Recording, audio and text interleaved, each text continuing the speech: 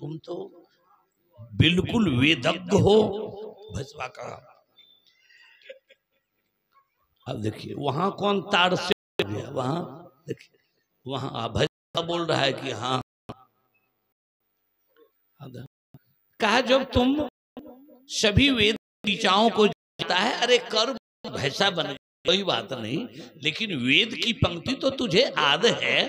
हाँ अरे कर्म से चूक गया तो पशु के साथ चला गया। अब गाड़ी खींचने जा रहे हो, इस समय वेद पढ़ने का है, बोलो। हाँ तो या करके वेद पढ़ दो ना। अब जैसे कबीर साहब बोले तो भाई साहब बोले उधर पकड़ खींचा इधर, नारद दोनों ऐसा क्या बोले, क्या बुझेगा। देखिए झिट्टी कबीर साहब के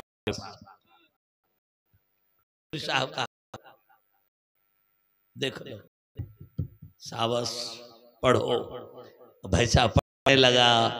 ओम दृष्टः सर्वं मे अस्यं मे तवः तव्यमय तमस्य मानतः ब्रह्मणो जसा शूद्रो नामं भक्षते समः आहार बद्धतो शमेना शांति मम कच्छवे दर्शनं पात्रे सहमहि पूर्वयाम्यहं व्रतो प्रसम तायसम ब्रह्म स्वरूपं मम निरंजनः सह शूद्रो विकृतितायतम तनानि धनो यस्य पात्रे सहो आत्म स्वरूपः सो निरंजनम।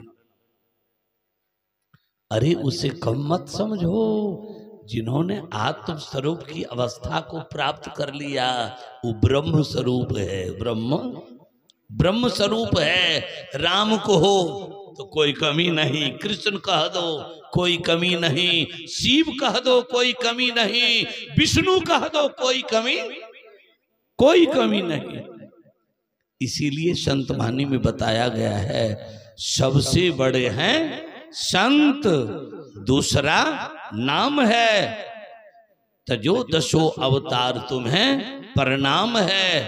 ब्रह्मा विष्णु महेश सकल संसार है। अरे हाँ रे पलटू, सबसे ऊपर संत मुकुट सरदार है। कबीर साहब बोले बड़ा वेद जानता है, अब इसको सिंहासन दो नहीं, चार टांग वाला को, इस चार टांग वाला का सिंहासन दो, पैर धुलाओ, सारा स्वागत करो, खिलाओ पिलाओ। कबीर तो रमता राम क्या दुनिया से काम। हाँ कबीर तो रमता राम है। कबीर को दुनिया से क्यों? कबीर सदा आत्म स्वरूप अवस्था में रमन करता था। देखिए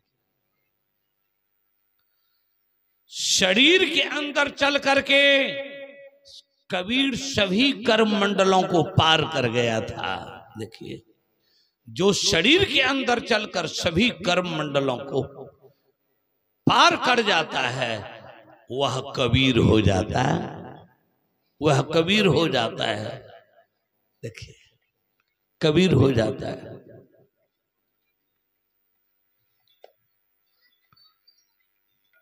बेगूसराय बलिया में कहा गया कबीर तो मुसलमान के यहाँ पैदा हुआ था। मैंने कहा कबीर कहाँ पैदा हुआ था, इसका कोई साकी मकाम, इसका साकी मकाम नहीं है। क्योंकि साखी बतलाता है कबीर कमल पर कासिया उगा निर्मल सूर, रैन अंधेरी मिट गई बाजे अनहद तूड़। अरे नीरू और नीमा नाम की जोलाहा जो संतान के लिए बड़ा बेकल था, इस दुनिया मनाने वाला, तू कोई संतान दे दे मुझे। तो दोनों प्राणी काशी के नहर तालाब में मिट्टी के लिए गया था, तो देखा कि कमल के दह में, कमल के पत्ते पर दोनों पैर फेंकता है, बच्चा रोता। नीमा आवाज सुनती है, नीरू से बोलती है कि ये बच्चे रो रहे हैं, कौन है? नहीं है। नीमा बोलता है अरे नीरू तो क्या कहा नहीं नहीं, लगता है ये मेरे लिए स्पेशल गॉड गिफ्ट है। देखिए उसे नीमा उठा करके लाती है, जब वो कमल के पत्ते पर था, कमल के दह में था। यदि कबीर उस परमात्मा के प्रतिनिधित्व नहीं करता तो कमल तो आज भी है। चलो शरीर के कम से कम कितनो ओजन होता है, तो 1.5 किलो से बच्चे का कम ओजन होता, तो 1.5 किलो मिट्टी के ढेला नाप कर कमल के पत्ते पर दीजिए, देखिए वो डूबता है कि उगता है, देख लीजिए, देख लीजिए। लेकिन उसी कमल दह पर कबीर खेलता है, रोता है। उसे नीरू और नीमा नाम की जोलाहे ने लाया, अपने घर में लालन पालन किया, सयाना हुआ। तो कबीर को लोग कहने लगे वे नीरू और नीमा नाम की जोलाहा मुसलमान थे, देख लीजिए। हाँ, ये ततमा वाला जोलाहा नहीं थे, याद कर लीजिए। हाँ, वे मुसलमान वाले जोलाहे थे, ये ततमा वाले जोलाहा नहीं था वो, देख लीजिए। ततमा वाला जोलाहा नहीं। तो कहा कबीर का क्या साकिर मकाम है, उसको क्या कहिए। तो हमने कहा सुनिए, कबीर के संबंध में जो नहीं जानते हैं वो कबीर के संबंध में कुछ मत बोलिए, जितना है बोलिए, बस उतना बोलिए को जानकारी। कबीर ऐसे जन्म तो ऐसे हमने कहा सुन लीजिए, आपने नहीं पढ़ा नहीं जाना, जानते हैं। ग्रंथ में लिखा गया है कबीर कबीर सब कोई कहे, कबीर आपे आप, 3 लोक में ताना ताने कबीर सबके बाप। महर्षि में ही ब्रह्मन जी महाराज भी पदावली में लिखे, देख लीजिए। सतगुरु संत कबीर नानक गुरु आदि कही, जोई बरमांड सोई पिंड, अंतर कछु अहि नहीं। मतलब सतगुरु संत कबीर नानक गुरु आदि कही, जो ही ब्रह्मांड वही पिंड, अंतर कछु अहि नहीं। अपने अपने तर्क के अनुकूल कबीर का ऐसे जन्म हो गया, कबीर का वैसे जन्म हो गया।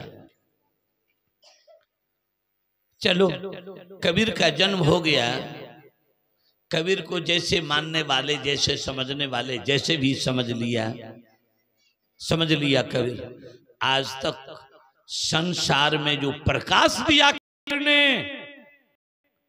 संसार को जो दिशा दिया कबीर ने, संसार को उजाड़ दिया कबीर। क्या देखिए, कबीर ने भी माना वह दुनिया बनाने वाला कोई है।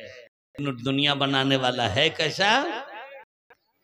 वे दुनिया बनाने वाला कैसा है? तो कबीर साहब ने कहा संपुट माही समाइया, सो साहब नहीं होय।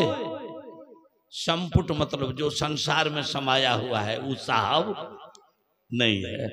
तो कबीर का साहब कौन है? कबीर का भगवान कोई तो होगा। देखिए, जैसे स्त्री श्रृंगार करती है तो उसका कोई पति जरूर है, इसीलिए वो श्रृंगार करती है। और जब पति मर जाता है तो कोई माताएं श्रृंगार करती है क्या? जिस माताओं की शरीर पति मर गए वो माता श्रृंगार नहीं करती है, श्रृंगार नहीं करती। तो कबीर आदि संत हैं, कबीर आदि साधु हैं, तो कबीर का सुप्रीम पावर जरूर कोई है, सुप्रीम पावर है। और वे सुप्रीम पावर कौन है? तो कबीर बोलते हैं रहे निराला मांडते, मतलब रहे निराला मांडते, मतलब ये पूरे पिंड ब्रह्मांड से वो निराला तत्व है। देखिए,